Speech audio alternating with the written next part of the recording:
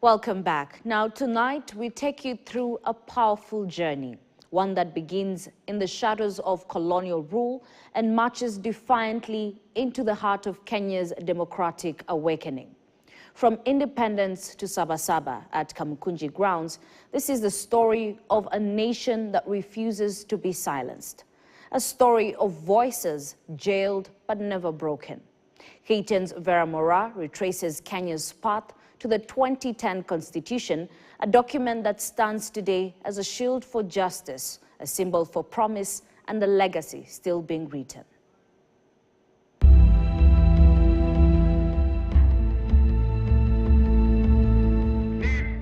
In a landmark crowned with breathtaking beauty and heavy with history, Kenya, youthful and brimming with promise, found herself chained to an aging colonial constitution, a relic that served power, not people.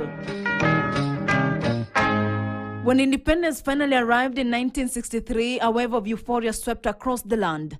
But the celebration was short-lived.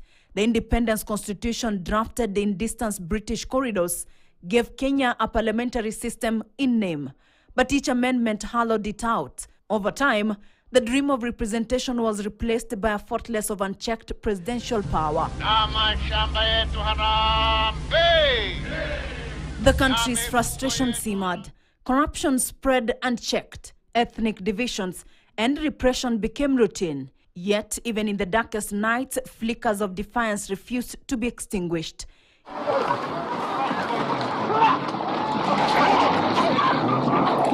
The 1990s cracked open the gates of resistance. SabaSaba, July 7, 1990, erupted as a cry of multi-party democracy. Brave souls like Kenneth Matiba and Charles Rubia rallied at Kamukunji grounds but were arrested before their voices could reach the masses. Yet their arrests only fueled the fire. But this repression only fanned the flames.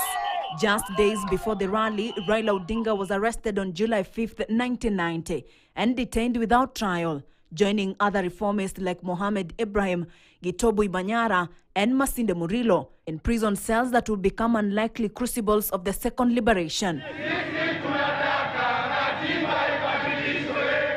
Even though Raila never stood at Kamukunji that day, his arrest made him an enduring symbol of resistance. In July 1991, he walked free months before Section 2A was repealed and Kenya reclaimed multi-party politics.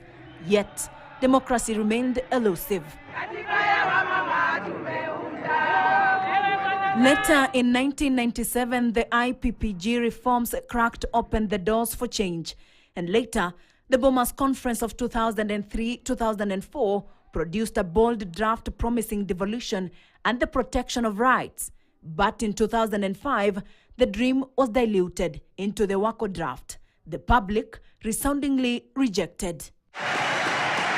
Then came a tragedy that will shake Kenya's soul.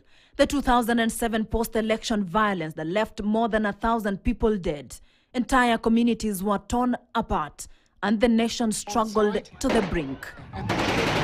It was in those ashes that dialogue emerged, a fragile peace accord that carried a solemn promise, a new constitution for a broken country.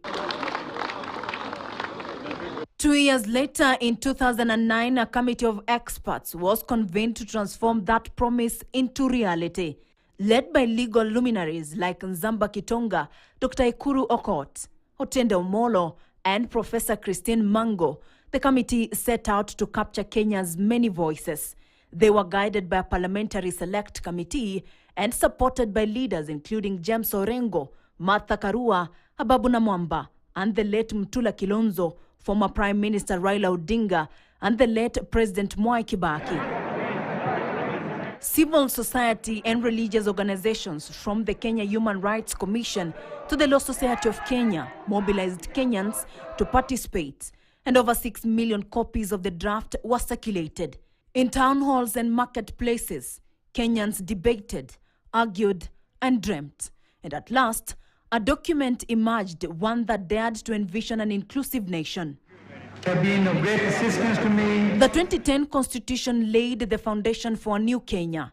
It brought devolution, empowering counties to serve their people. It also enshrined a Bill of Rights, safeguarding dignity and freedom. On August 4th, 2010, millions streamed to polling stations. The stakes were high, the campaigns were fierce, and when the dust settled, 67% had voted yes. On August 27, 2010, in a jubilant celebration at Uhuru Park, Kenya adopted its new constitution as hope hung thick in the air. The 2010 constitution transformed Kenya's political landscape. Counties were created, women gained more representation, and the judiciary became more independent. Yet, the story is ongoing. The constitution is a living document. It must be upheld, protected, and continually interpreted in line with the changing needs of society. In the years following, Kenya's constitution stood tall, a beacon of justice, equality, and hope. But like any other great story, its journey was not without conflict. Despite its promise, the constitution has faced repeated violations. Security laws passed in 2014 were ruled unconstitutional for infringing on civil liberties. Gender equity provisions like the two-third gender rule have been ignored in key appointments. Public participation, a cornerstone of governance, has often been sidelined in major decisions. Corruption continues to plow institutions meant to uphold integrity. The constitution is not just ink on paper. It is a living promise. It has been breached, yes, but it has also been a sword and shield for those seeking justice. From slum dwellers fighting eviction to whistleblowers exposing graft, it has given voice to the voiceless. And so the journey continues. The constitution walks with Kenyans, sometimes limping, sometimes sprinting, but always forward.